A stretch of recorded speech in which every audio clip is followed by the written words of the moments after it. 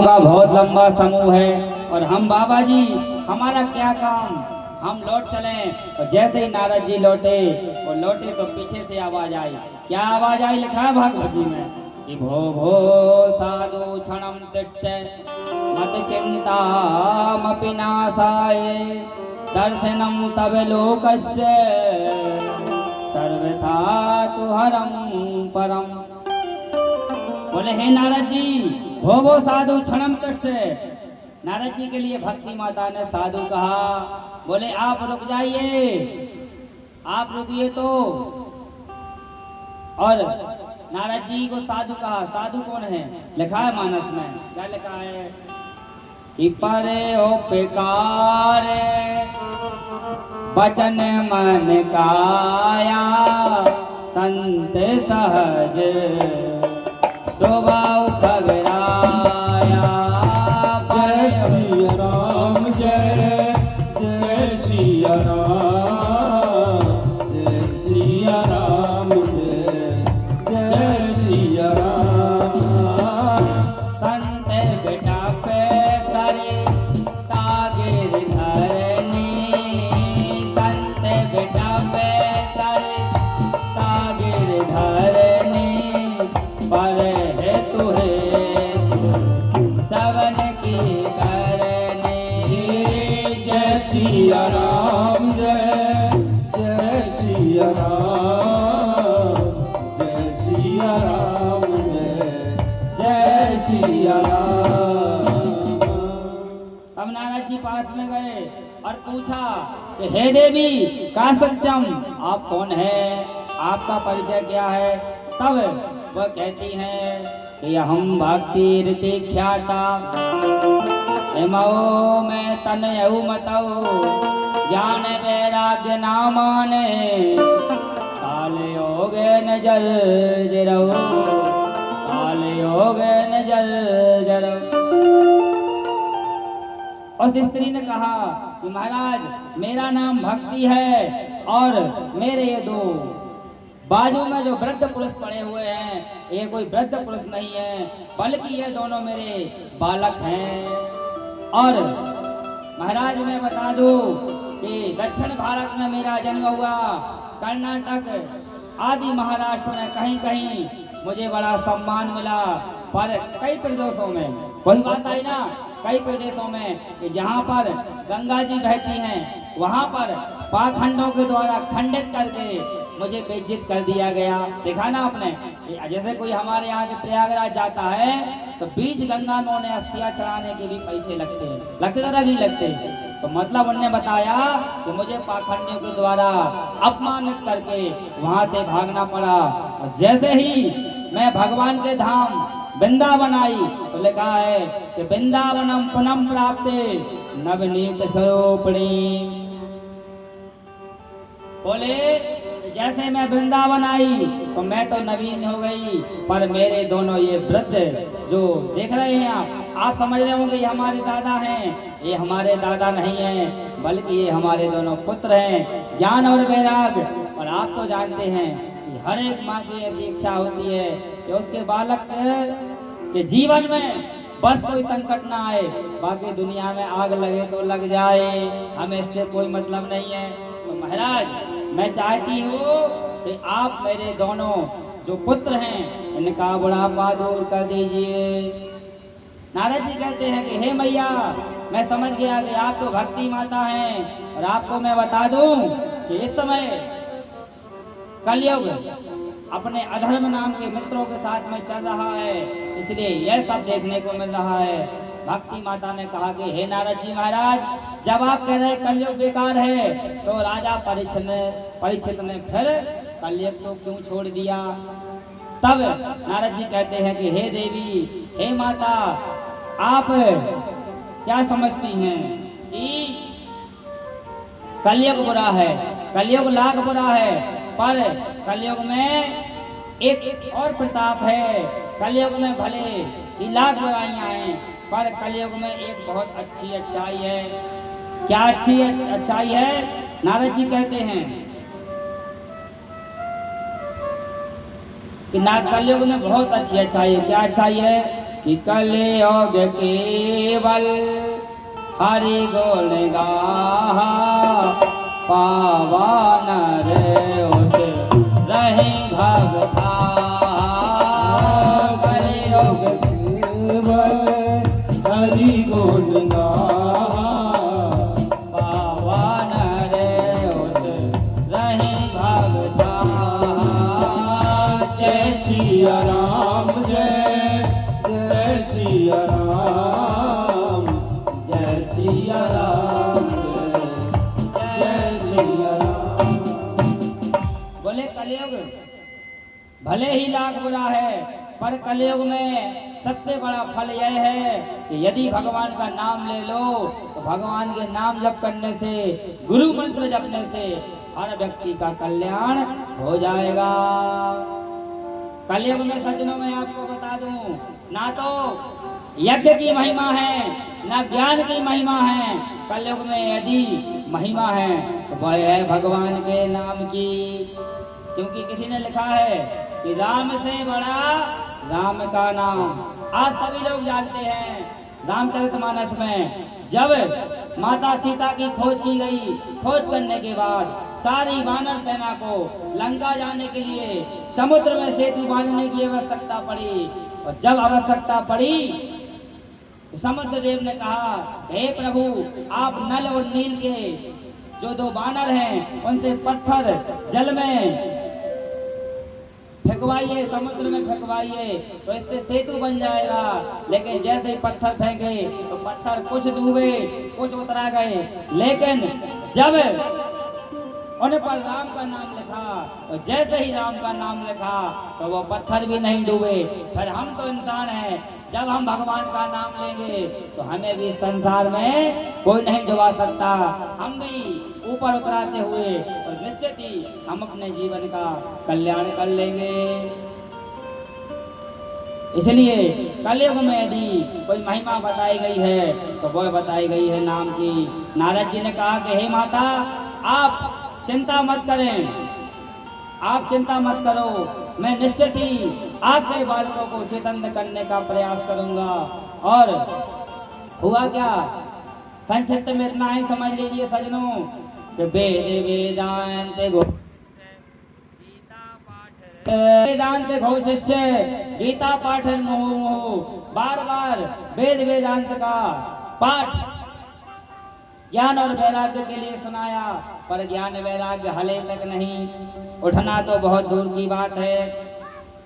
तब नारद जी महाराज बहुत उदास हुए और जब उदास हुए तो आकाशवाणी हुई और आकाशवाणी ने क्या कहा, व्योम वाणी तदा भूमन ऋषि खिद्यतामिति उद्यमं सफलस्तेयं भविष्यति न संशयात्। आकाशवाणी ने कहा कि हे नारद जी महाराज आप जो प्रयास कर रहे हैं यह तो सफल होगा ही, पर इसके लिए आप पहले सत्कर्म करो। बोले नारद जी क्या सत्कर्म है? बोले ये आपको संत बताएंगे। और इतना कह करके आकाशवाणी अंतर ध्यान हो गई। अब नारद जी महाराज को जैसे कोई कह दे कि जबलपुर में बहुत अच्छा डॉक्टर है, डॉक्टर तो है पर उसका एड्रेस कहाँ है, वैसे ही आकाशवाणी ने कहा सत्कर्म करो, पर सत्कर्म क्या है किसी को पता नहीं था।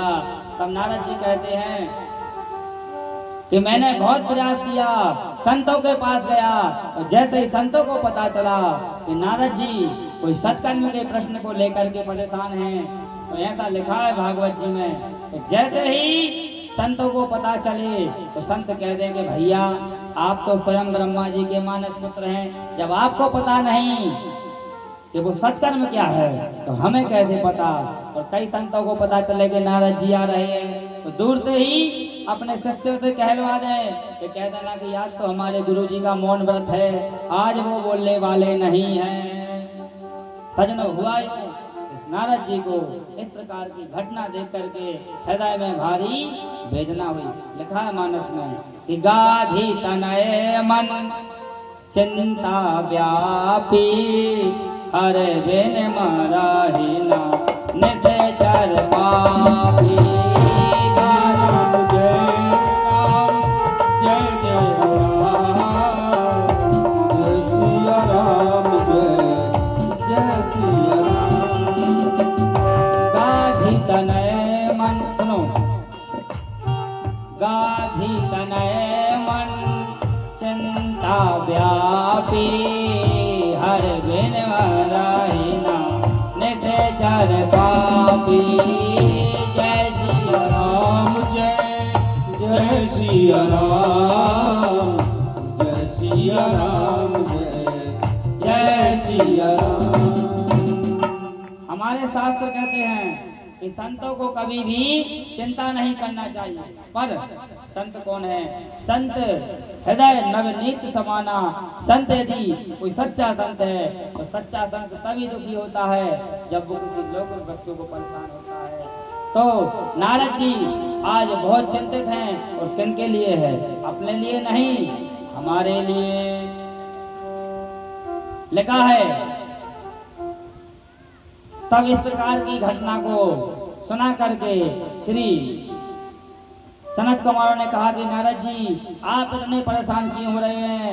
जिस सत्कर्म के बारे में आपसे कहा गया है वो सत्कर्म क्या है? बोले क्या है? बोले सुनो, लिखा है, सत्कर्म सूच को नूनम ज्ञानम स्मतो बुधई, श्रीमद् भागवती लापा सातु गीता सुकादिभी, सातु गीता सुकादिभी। नारद जी कहते हैं भागवत, बोले भागवत से क्या होगा? मैंने तो गीता पाठ का सुना दिया और ना जाने कितने पुराण सुना दिए, खाली भागवत से क्या होगा? तब सनत कुमारों ने कहा कि नारद जी सुनो, कि वेदो उपनिषदा सारा जाता भागवतीम कथा। बोले नारद जी, जो वेद वेदांत का सार है, जो गीता का सार है, वही भागवत है। जैसे यह बात सत्य है कि भागवत भली वेदों से निकली है, भली गीता से निकली है, पर भागवत का अपना अलग महत्व है और गीता और पुराणों का अपना अलग महत्व है। संक्षिप्त में आप इतना ही समझ लें कि जैसे आम का पेड़ है, आम का पेड़ है तो आम में क्या होते हैं? डालियां होती हैं, पत्ते होते हैं और फल भी होते हैं। पर यदि तुम सोचो कि फल भी मीठा है और डालियां भी मीठी हो सकती हैं क्या? तो इसलिए आप जब डालियां खाओगे तो निश्चित ही आपके दांत टूट जाएंगे। फल तो कै में है? आम में। वैसे ही भागवत का अलग फल है, गीता का अलग फल है, वेदों का अलग सार है, हर चीज का सार अलग अलग है। तब नारद जी कहते हैं, बाप प्रभु, मैं आज समझ गया कि कोई व्यक्ति वेद शास्त्र पढ़ के पंडित बन सकता है, ज्ञानी बन सकता है, पर संत और सत्संग धर्मात्मा तो वह व्यक्ति तभी बन सकता है जब आप जैसे दिव्य महापुरुषों का सत्संग करे। लिखा है मानस में कि बिनु सत्संग विवेक न होई और राम कृपा बिनु सुलभ न सोई। नारद जी ने कहा, महाराज बहुत अच्छी बात है, पर आज हम तो यह सोचकर निकले हैं। सनत कुमार कहते कि नारद जी, आज हम यह सोचकर निकले हैं कि कोई सुनने वाला मिलेगा तो सुना देंगे और सुनाने वाला मिलेगा तो सुना देंगे, इसलिए आप क्या चाहते हैं? तब नारद जी ने कहा कि हे प्रभु, हम चाहते हैं कि आपके मुखारबंद से यह भागवत हो जाए और भक्ति माता के जो दो वृद्ध पुरुष हैं, ज्ञान वैराग्य, इनका कल्याण हो जाए। बोले ठीक है, कहाँ कैसे व्यवस्था होगी, कहाँ कथा होगी, आप बताइए। तब कहते हैं कि गंगा द्वार समीपे समीपे तू तटमापन्न नामकम। बोले गंगा जी के द्वार में, हरिद्वार में गंगा के किनारे एक आनंद नाम का वन है, वही सबसे अच्छी जगह है। बोले कैसी जगह है? बोले ना तो वहाँ पर किसी प्रकार की व्यवस्था करने की आवश्यकता है और ना ही कोई जरूरत है, वह सब अपने आप ही व्यवस्था हो जाएंगी। और मानस में लिखा है, गंगा क्या है? लिखा है मानस में कि राम भगति जहाँ सुरेश्वरी धारा, सरस्वती ब्रह्म विचार प्रकारा। जय सिया राम, जय जय सिया राम, जय सिया राम जय सिया राम जय सिया राम जय सिया राम जय सिया राम। अब जैसे ही यह बात पक्की हो गई कि अब हरिद्वार में कथा होगी और धीरे धीरे धीरे संतों को पता चला कि नारद जी कथा करवा रहे हैं और सनत कुमार कथा को गा रहे हैं। तब हजारों संत लोग आने लगे। रघु वशिष्ठ गौतमो स्वामो विश्वामित्र गादी तनय नाना जितने साधु संत थे सब लोग वहां पर आने लगे सजनों। और जैसा हमारा कुंभ होता है कुंभ जैसा वातावरण होने लगा। भक्ति माता को निमंत्रण दिया गया कि हे भक्ति माता आप आइए, आपके दोनों पुत्रों के उद्धार के लिए ज्ञान वैराग्य के बुढ़ापे को दूर करने के लिए हम श्रीमद् भागवत कथा का गान कर रहे हैं, आप आइए। और ऐसा भागवत जी में लिखा है कि जहाँ पर भागवत की कथा होती है निश्चित ही सजनों वहाँ पर सारे तीर्थ अपने आप आ जाते हैं और निश्चित ही सारे तीर्थ और पूरा वो संगम वह एक कुंभ जैसा वातावरण हो जाता है।